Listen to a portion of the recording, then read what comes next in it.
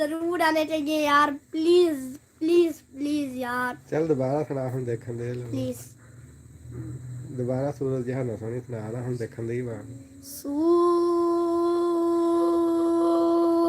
जहानो सोनी सीरत कुरान लोगो,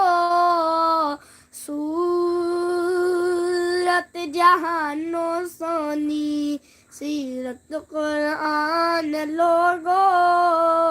पलकों फरिश्ते आगे अलगों फरिश्ते आए, बन के दरबान लोगो, सूरत जहानो सोनी सीरत कुरान लोगो, आमिना दा बेटा अली मोढ़े ते कंबली काली, खत्मे नबूवत वाली, खत्मे नबूवत वाली, रब तो